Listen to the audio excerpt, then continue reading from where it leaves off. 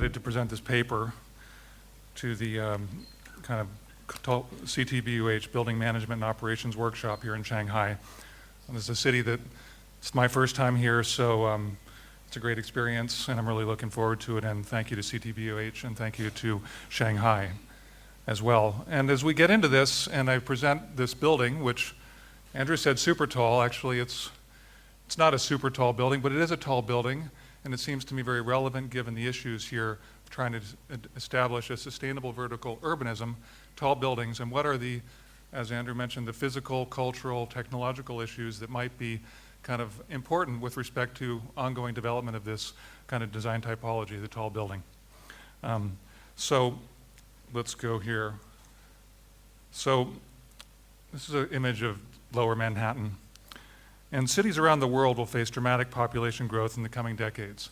This has been going on for a long time, and indeed, as kind of modernization happened, there was a lot more development, at least specifically in our country, that went towards suburbs. But we also know in the last 10 or 15 years, there's been kind of movement toward increased desire to kind of live within urban areas for some of the reasons that we've heard already. For example, in the kind of talking about the high-tech market and things like that. So certainly urban areas are getting more dense, and cities are becoming more dense with more and more people not only working in cities but also living in cities and also living in high-rises. This is something that has happened very specifically here in Manhattan, where now Lower Manhattan, which 20 years ago was really just kind of all a work area, now has a very livable and diverse live-work community, which has many residential buildings in conjunction with the dense office core that it's always had. So New York City alone is predicted to add 1 million new residents by 2040. One of the key challenges of creating a sustainable vertical urbanism is to provide cost-effective and environmentally sensitive building solutions that meet these residential needs. As architects and developers, we must find and employ building solutions that address these needs with commercially sustainable architecture reflecting an evolving global community. A collaboration between Cobb Freedom Partners Architecture, Guy Nordenson and Associates Structural Design, JV&B MEP, Lurch Bates Vertical Transportation, and Atelier 10 Sustainability. The 8x8 tower was conceived in response to Metropolis magazine's call for architects and engineers to share their vision for multiple-use residential towers in the 21st century. And right here, this is the site that I chose in New York City. While the brief mandated the proposal be site-specific and located within New York City, this paper is presented here as an acknowledgement, indeed an affirmation, that the issues posited by Metropolis reflect global concerns and the fundamental need to address broad social and environmental patterns of both residential living and architectural production on a worldwide scale. Now, while there's little consensus regarding the many problems to be solved as we seek to meet the residential needs of the increasingly populated, dense, and vertically extruded urban environment, we do know this. More families are choosing to live in urban areas, so dwellings should integrate indoor and outdoor living spaces to maximize user access to biophilic features, even in the high-rise living environment. Workplace conventions are evolving, with more people working away from the traditional office environment, suggesting that an increasing percentage of flexible and diverse live-work commercial facilities should be integrated with or placed in close proximity to housing units. And then finally, the potential long-term effects of climate change and global warming make it evident that energy and resource-efficient building technologies must be developed, employed, and promoted by the global community to help reduce our carbon footprint and consumption of fossil fuels. So this diagram of the 8x8 tower, we start meeting these needs invites architects to conceive new physical and social relationships that will make high-rise living better engaged with the natural environment while being economical, commercially diverse, and socially sustainable. The 8x8 tower addresses this challenge with 4 continuous vertical gardens, one per side, that join 8 multi-story communities and 8 distributed public amenity spaces. 8 community volumes and a series of gardens that distribute and link those spaces. Through the process of shifting shifting the vertical garden that we started with, shifting it, and then connecting, horizontally connecting the shifting pieces, one is able to provide a network of vertical gardens that both define and articulate 8 distinct residential volumes or communities.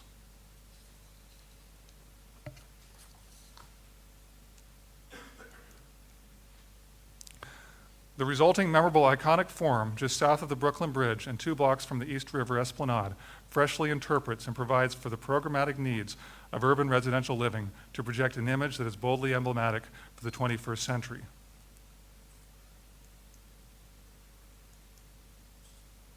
There we go. On each of the tower's 4 sides, multi-story voids, edged on one side with vertical gardens, offer public and private outdoor spaces that enliven the exterior by providing an opportunity to divert the residential volume floor spandrels diagonally in such a way that each becomes part of a continuous ribbon expressive of the uplifting energy of the tower's interlocking gardens and communities. You can begin to see this here, where on the diagonal, where the horizontal spandrels, when they angle down in front of the stepping vertical gardens, kind of transition in thickness and go from a thicker band to a thinner band. On each of the tower's 4 sides,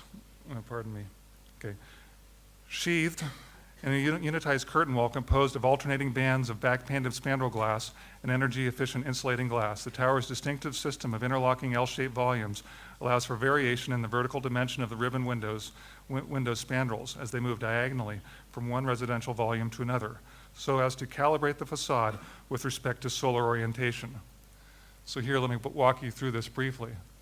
Because here on the southwest elevation to the southeast, so this is the corner, this is a corner going from southwest to southeast, you can see that we have thin spandrels and a maximum amount of vision glazing. As one wraps to the west or wraps to the east, the transition that is created at the vertical gardens that step up the facade transitions to a thicker spandrel and a resulting reduction in the amount of vision glazing toward the east and the west. The system continues toward the north, where we want the most kind of, where the highest insulation factor of the wall, where we end up with a 50-50 kind of almost equivalent balance between glazing and solid. Now, this is particular to a residential environment. You might think differently in an office environment, but a residential environment, passive solar heating is really the key thing facing south to allow for a maximum amount of daylight to really maximize kind of the occupancy comfort within those situations. You can begin to see this in more detail here. Comprised of 3 prototypical curtain wall unit modules, the facade's continuous ribbon window incorporates increasingly thicker floor spandrels that provide additional building insulation at the north-facing frontage. East and west and southern exposures benefit from an incrementally higher percentage of vision glass and an enhanced potential for passive solar heating during the critical heat loss winter months, as is desired in particular in New York City. So as I was saying before here, the south-facing corner then has a maximum amount of glazing and a minimum horizontal spandrel.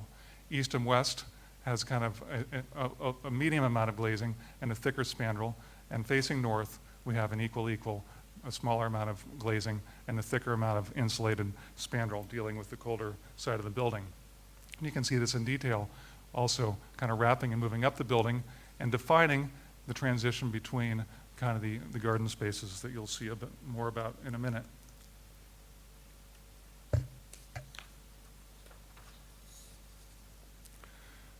From its high point on Pearl Street, the site's gently sloping topography invites the development of a waterproof podium base with watertight service entry provisions off Water Street and the incorporation of rapidly installable aluminum and steel flood protection barriers at the main entry and lobby.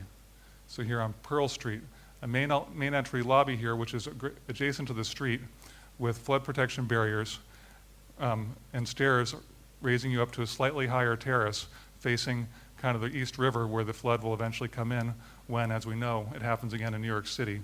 Our office was there during the most recent Sandy storm where we had 4 feet of water in our office, so the flooding in this neck of the woods is very real. The resulting ground plane integrates seamlessly into the fabric of the neighborhood while also providing 100-year storm surge mitigation measures that are critical to maintaining a resilient housing stock within coastal urban areas, such as Lower Manhattan and indeed perhaps Shanghai, that might be impacted by flooding due to the changing weather patterns and rising sea levels. The tower's main entry with a vehicle drop-off on Pearl Street leads to a two-story lobby providing access to a dedicated public amenity floor lift, which is here this lift called A for amenity, and the residential lobby on the more private raised plaza level, which you wrap around the core, come up a ramp or a stair, and come into a dedicated residential lobby with 3 lifts. This is important in a moment, you'll see. On each of the residential floors, a central lobby open at both ends facilitates entry into 6 units of various sizes. 2 studios, there's a studio and a studio here, both with 2 units on the facade. 2 one-bedrooms at the opposing upper right-hand and lower left-hand corner, and 2 two-bedrooms. Vertical elements in the structure's innovative steel frame are located 14 feet inboard of the exterior wall to align unobtrusively with the interior corners of the braced frame core and allow for ample 9-foot ceilings and maximum penetration of daylight at the primary living spaces that define the perimeter of each residential unit. Smaller support spaces, those that kind of are the bathrooms and closets and things like that are part of a denser interior. Smaller support spaces occupy the inner zone, defined by a lower 8-foot ceiling height of each residential unit. Now, these residential units come in packages of 8 floors. So you have eight of these residential unit floors. And the difference between these two, you'll see this a little bit more when I get into the structure, is basically that the garden, as you've seen on the facade, is simply shifting from this location across to that location. So the garden that's one on each of the 4 sides is shifting back and forth to animate the facade. Supporting the tower's 35 typical unit floors, flexible amenity and program spaces are located on every 8th tower floor, vertically distributing activities that are typically associated with the ground plane to both diversify and complement the residential community within the building. These suites served by both typical and dedicated passenger lifts. So the amenity lift that comes right off the main entry lobby actually is an express lift that only stops on these amenity floors to facilitate and allow people to come up to these floors, public people that may not live in this building, to activate and give more purpose for these amenity floors within the building to both serve the building but also serve a broader community at the same time. These suites, served by both typical and dedicated passenger lifts, combine with public gathering areas to provide access to double-height common areas and exterior terraces that link the vertical community gardens on each facade and offer views of the neighborhood and the East River beyond.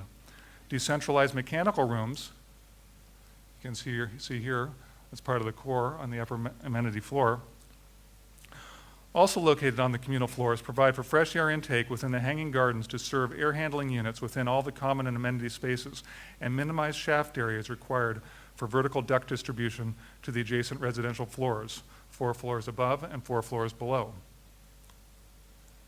So here's a first amenity view.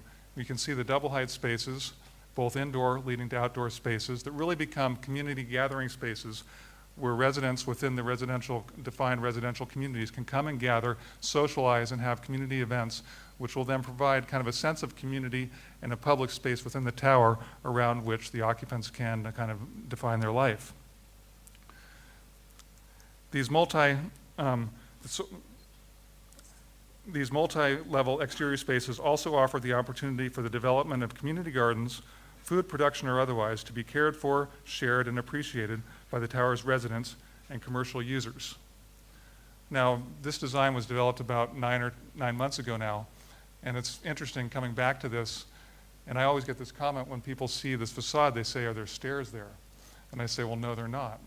But when I've come back and looked at this image, I realize there's something I would do now differently, given the opportunity to kind of take this to another level, would be that this double height amenity space has these double height space, indoor spaces, double height outdoor spaces. And currently there's a residential unit planned for that space there. But that could also be an extension of more amenity program if so desired. And you could actually have exterior stairs that link to this. They would further create the 2-story amenity program floors that happen every 8 floors in the tower as kind of double height, kind of living center city areas within a vertical, extruded, vertical urban density environment.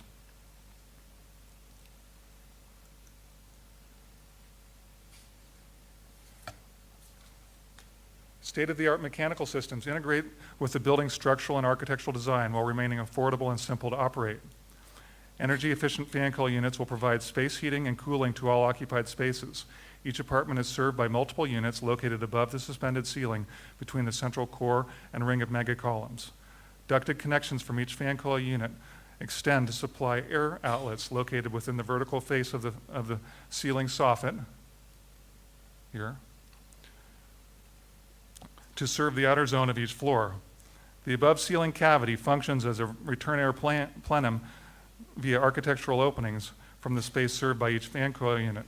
In addition, hydronic radiant heating is provided at perimeter zones in order to maintain thermal comfort during the winter seasons.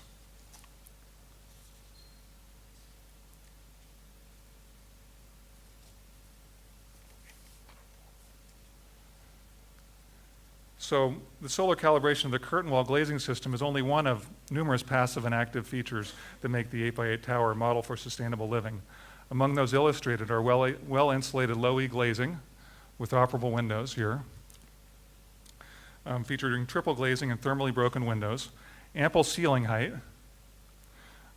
with an economical floor-to-floor dimension, and a shallow plan that maximizes daylight penetration into the primary living spaces while minimizing heat loss and solar gain. And finally, the operable windows that I just mentioned. So the key here, and this is a curtain wall exterior, is to maintain a highly technically efficient curtain wall, but at the same time also have it something that is responsive to kind of occupancy needs, which is providing operable windows and things like that, which provide for kind of a stronger sense of usage and appreciation of your living environment.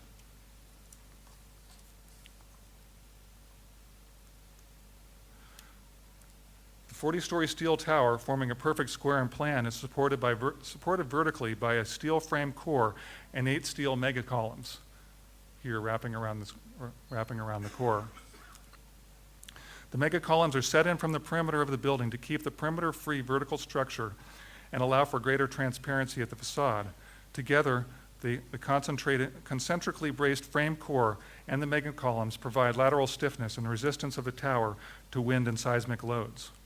Each floor level has a simple and nearly identical structural framing plan consisting primarily of W14 steel girders, which are these guys.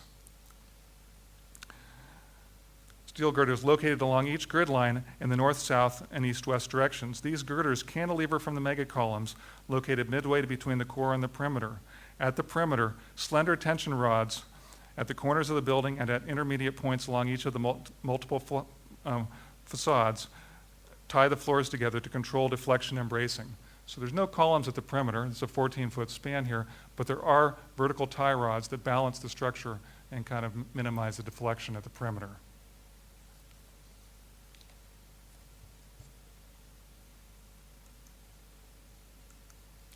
So here you see a diagram of the structure.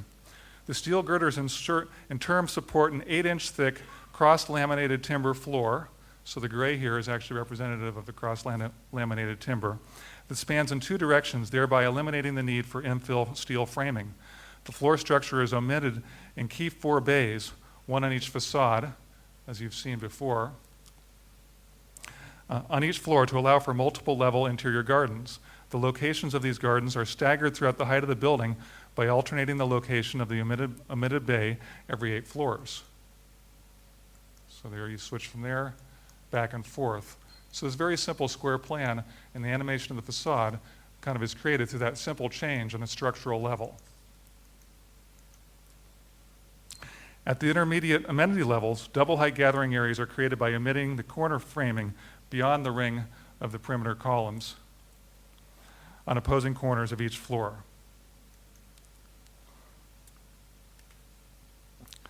In summary, the 8x8 tower responds to and engages the built environment, the built and natural environment through the careful integration of 4 primary design strategies. The first I'll call porosity. The simple building form and subtractive massing are conceived to allow for an interactive relationship between occupants and the natural world. At each of its 4 facades, the building invites and incorporates the natural environment into the larger volume through its system of 8-story vertical gardens, shifting from one side of the central axis to another. Carved out of the building's simple square volume, the network of voids gives residents, through a rich array of public and private semi-enclosed balconies, and each unit actually has a balcony here that is part of this raised vertical garden facing across to the kind of the vertical green planting that defines one edge of the garden. Rich array of public and privately semi-enclosed balconies and terrace gardens, the ability to enjoy naturally ventilated yet protected outdoor areas. 2, energy efficiency. The building's well-insulated prefabricated facade minimizes heat loss and solar gain with the optimized curtain wall that responds to solar orientation. Similarly, employing the regional mass manufacturing and building standardization improves quality control and associated thermal performance while also reducing the energy consumption associated with component fabrication, shipping, and building erection time. 3rd, resiliency. The building is a responsible and resilient steward of natural resources. Rainwater is captured from the roof to irrigate the vegetated garden walls that define one side of each vertical atrium, bringing a sustainable biophilic focus to the primary living spaces of each residential unit. Additional gray water strategies and the specification of low-flow plumbing fixtures further reduce water consumption. Cogeneration of energy, storm surge protection, and passive solar heating and cooling, including operable windows for all residential units, make the building more resilient, and along with the use of highly renewable materials such as cross-laminated timber floor slabs, further minimize carbon emissions and the building's overall carbon footprint. And finally, connectivity. Within the building, community floors located on every 8-floor intervals provide and integrate public services as a means of joining, both socially and physically, the building's interlocking residential communities. A greater number of common amenity spaces occurring at frequencies within the tower's vertical organization, not solely at the bottom or top of the building, promotes the use of stairs and fosters the creation of a localized, pedestrian-oriented social fabric. Similarly, the dedicated elevators linking the ground level lobby and public amenity floors allow commercial services, normally confined to ground level spaces, to exist within the more rarefied upper level sanctions. So one could imagine that the program that happens here could be designed over time to serve the needs of residential occupants here. They might have their office, or ultimately to be defined to kind of serve a broader community that actually could access and be brought up into this building to kind of to use and kind of promote the creation of office space throughout the tower. By better connecting such floors with the public realm of the city, the building's public program and community gardens break down the notion that public space stops sharply at the property line or the traditional front door. Instead, community space is distributed throughout the tower, fostering the creation of a spatially rich, and socially diverse community. Through inventive design strategies to increase porosity, energy efficiency, resiliency, and connectivity, the 8x8 tower proposes a new residential ecosystem that represents a critical, if not fundamental, step toward a sustainable vertical urbanism. Thank you.